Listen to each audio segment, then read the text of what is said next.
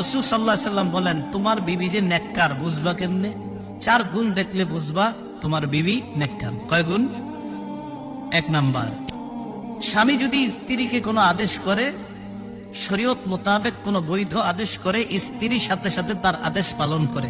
আবার বলছি আমি, শরীয়ত মোতাবেক বৈধ আদেশ। আপনি বললেন ইউটিউবে নাটকটা ছাড়ো, এটা কি বৈধ? তা বৈধ শরীয়ত মোতাবেক হুকুম, এটা যদি পালন করে 1 নম্বর। 2 নম্বর, স্ত্রীকে যখন স্ত্রীর দিকে তাকায় স্বামী, কখনো যদি স্ত্রীর দিকে তাকায়, স্ত্রী এমন একটা অঙ্গ ভঙ্গি স্বামীর সামনে করে যে সাথে সাথে ওই স্বামীর মনটা আনন্দিত হয়ে যায়। সাথে সাথে স্বামীর মনটা কি হয়ে যায়? আনন্দিত হয়ে যায়। 1 নাম্বার, নেককার বিবি তিনি যাকে তার স্বামী যখন আদেশ করে তখন আদেশটা পালন করে। 2 নাম্বার গুণ হলো, যখন তার স্বামী তার দিকে তাকায় সাথে সাথে স্ত্রী এমন একটা অঙ্গভঙ্গি করে স্বামীর মনটা খুশি হয়ে যায়। 3 নম্বর, স্বামী যদি কোনো কারণে শপথ করে স্ত্রীর ব্যাপারে, একটা শপথ করে ফেলছে আর কি, এখন শপথ ভাঙলে তো কাফারা দিতে হবে।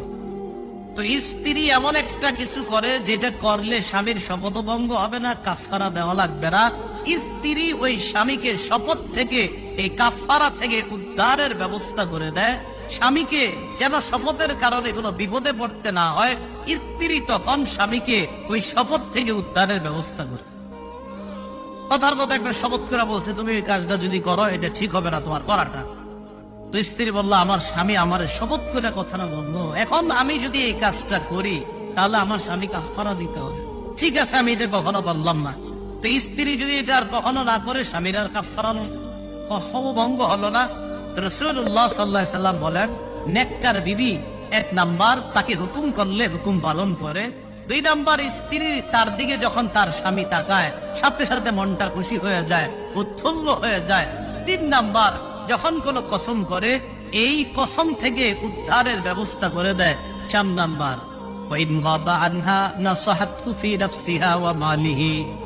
স্বামী যদি কোনো কারণে অনুপস্থিত থাকে, 3 দিনের জামাতে গেছে, 10 দিনের জামাতে বের হয়েছে, 40 দিনের চিল্লায় গেছে, 4 মাসের জামাতে বের হয়েছে, অথবা প্রবাসে গেছে কোনো কারণে, এই স্বামীর অনুপস্থিতিতে স্ত্রী তার নিজেকেও হেফাজত করে, স্বামীর সম্পদ গুলার স্ত্রী হেফাজত করে।